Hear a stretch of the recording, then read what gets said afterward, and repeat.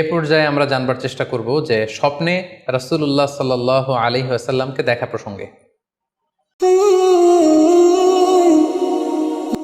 আসসালামু আলাইকুম ওয়া রাহমাতুল্লাহি ওয়া বারাকাতুহু। অনেকে স্বপ্নে আল্লাহ রাসূল সাল্লাল্লাহু আলাইহি ওয়াসাল্লামকে দেখেন এবং আসলে রাসূল সাল্লাল্লাহু আলাইহি ওয়াসাল্লামকে স্বপ্নে দেখেন কিনা এ ব্যাপারে তাদের মধ্যে অনেক প্রশ্ন থেকে থাকে। এক্ষেত্রে আমরা সহিহ বুখারীর একটি চমৎকার হাদিস উল্লেখ করতে পারি, যেখানে আল্লাহ রাসূল সাল্লাল্লাহু আলাইহি ওয়াসাল্লাম ইরশাদ করেছেন, মান রাআনি ফিল মানামি ফাকাদ রাআনি।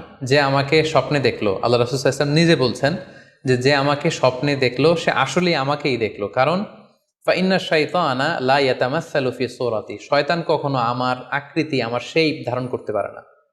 অর্থাৎ আপনি যদি রাসূল সাল্লাল্লাহু আলাইহি ওয়াসাল্লামকে স্বপ্নে দেখেন তাহলে আপনি রাসূল সাল্লাল্লাহু আলাইহি ওয়াসাল্লামকেই দেখেছেন, আপনি শয়তানকে দেখেননি। কারণ শয়তান কখনো রাসূল সাল্লাল্লাহু আলাইহি ওয়াসাল্লামের আকৃতি ধারণ করতে পারে না। তাহলে এই হাদিসের আলোকে আমরা বুঝলাম শয়তান কখনো আল্লাহ রাসূল সাল্লাল্লাহু আলাইহি ওয়াসাল্লামের আকৃতি বা শেপ ধারণ করতে পারে না।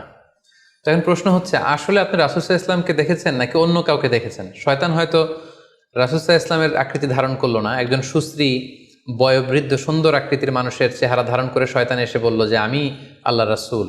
তখন আপনি কিভাবে বুঝবেন যে আপনি রাসূল সাল্লাল্লাহু আলাইহি ওয়াসাল্লামকে দেখেছেন নাকি শয়তানের ধারণ করা অন্য কোনো মানুষের আকৃতিতে কাউকে আপনি দেখেছেন? সেক্ষেত্রে বোঝার মাধ্যম হচ্ছে আল্লাহ রাসূল সাল্লাল্লাহু আলাইহি ওয়াসাল্লামের দাড়ি কেমন ছিল, চেহারা কেমন ছিল, চুল কেমন ছিল, দৈহিক গড়ন কেমন ছিল, আকৃতি কেমন ছিল, এগুলো কিন্তু আমরা হাদিস থেকে পাই, কিংবা শামায়েলে তিরমিজিতে রাসূল সাল্লাল্লাহু আলাইহি ওয়াসাল্লামের বডি স্ট্রাকচার, ওনার চেহারা, ওনার অবয়বের ব্যাপারে বর্ণনা পাই।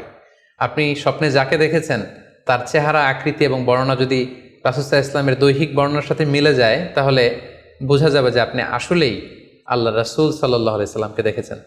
কিন্তু আপনি স্বপ্নে দেখা মানুষটি, তার চেহারার সাথে যদি রাসূল সাল্লাল্লাহু আলাইহি ওয়াসাল্লামের চেহারার যে বর্ণনা সেটির সাথে যদি কোনো মিল না থাকে, যদি তার চেহারা রাসূল সাল্লাল্লাহু আলাইহি ওয়াসাল্লামের চেহারার মতো না হয়, শামায়েলে তিরমিজিতে যে বর্ণনা আছে সেরকম যদি না হয়, তাহলে বোঝা যাবে আপনি রাসূল সাল্লাল্লাহু আলাইহি ওয়াসাল্লামকে দেখেননি, বরং অন্য কাউকে দেখেছেন। এক্ষেত্রে আমরা মুহাম্মদ ইবনে সিরিনের ঘটনা উল্লেখ করতে পারি। ওনার কাছে কেউ এসে যদি বলতো যে আমি স্বপ্নে আল্লাহ রাসূল সাল্লাল্লাহু আলাইহি ওয়াসাল্লামকে দেখেছি, তখন মুহাম্মদ ইবনে সিরিন জিজ্ঞেস করতেন, তুমি কি দেখেছো বলো তো? তুমি যাকে দেখেছো তার দাড়ি কেমন, তার চেহারা কেমন, তার চোখ নাক কেমন, তার গড়ন কেমন? তখন ওই ব্যক্তি যখন বর্ণনা দিত আর সেই বর্ণনা যখন আল্লাহ রাসূল সাল্লাল্লাহু আলাইহি ওয়াসাল্লামের আকৃতির সাথে মিলে যেত, তখন মুহাম্মদ ইবনে সিরিন বলতেন, তুমি ঠিকই স্বপ্নে আল্লাহ রাসূল সাল্লাল্লাহু আলাইহি ওয়াসাল্লামকে দেখেছো।